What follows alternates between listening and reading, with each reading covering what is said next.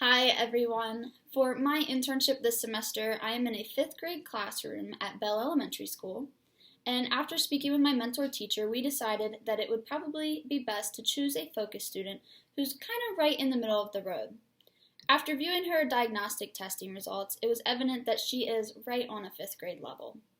Because of her reading level, I chose to administer the Cloze assessment as one of my diagnostic assessments for her. It's not recommended to administer this assessment before 4th grade due to its complex nature. Even your best readers are not going to get every question correct.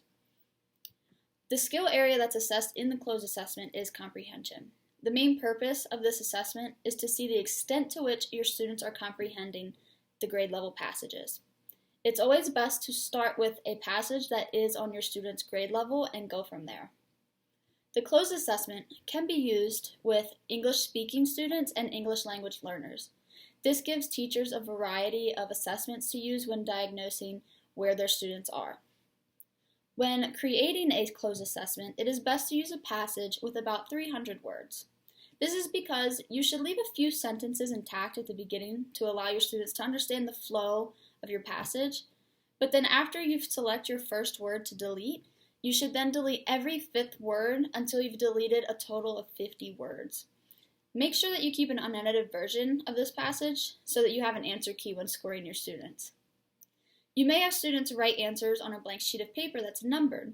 However, you don't have to. Your students can fill in on the blanks.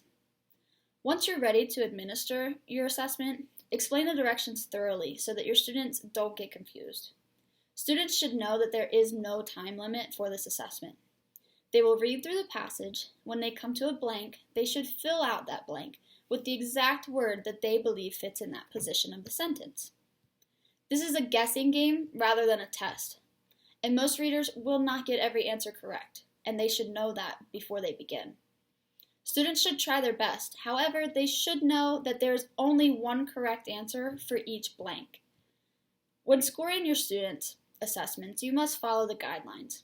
Scoring only verbatim answers as correct is the most objective policy. Minor misspellings of verbatim words are accepted as correct. So when you give your assessment to your students, be sure that your blanks are all the same size. That way they don't get confused and think one word should be longer or shorter than another. Your students should have this passage in front of them, especially if they're writing in the blanks. This will give them the best thing to go by. After you complete your general scoring of their assessment, you can compute the percentage of correct answers and relate it to the student's reading level. An independent reading level for this particular assessment is above a 60% correct. An instructional level is 40 to 60% correct, and a frustrational level is below 40% correct. If your student hits that frustrational level, then you should give them another passage at a lower grade level to see if that one better fits them. After you've done your general scoring, to dive deeper into the results of this assessment, you may want to complete an applied error analysis for each student. That form looks like this. As you can see, there is a chart that has synonyms and other different mistakes that your students may have made. This sheet will help you as the teacher pinpoint the exact misconceptions that your students may have with comprehension.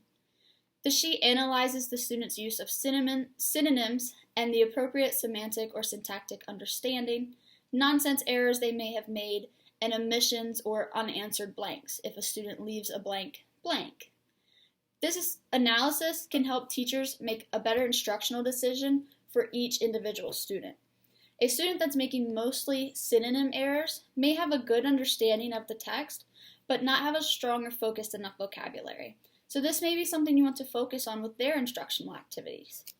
If a student answers are mostly syntactically appropriate for the passage, this shows that they understand the structure of their sentences in the passage, for example, past or present tense, or the type of word they're using, like a verb or an adjective or a noun.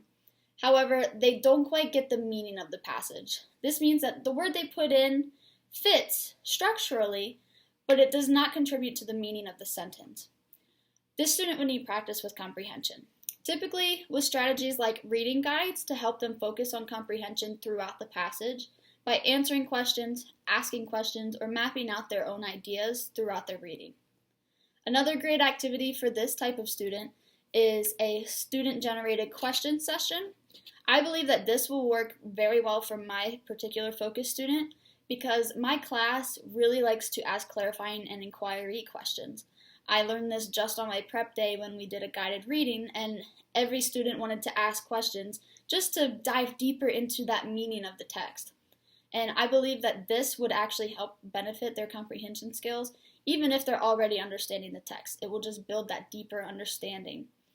I believe that this assessment will greatly benefit not only my focus student, but also my entire internship class, as they are a very excited group and they want to learn and want to do better.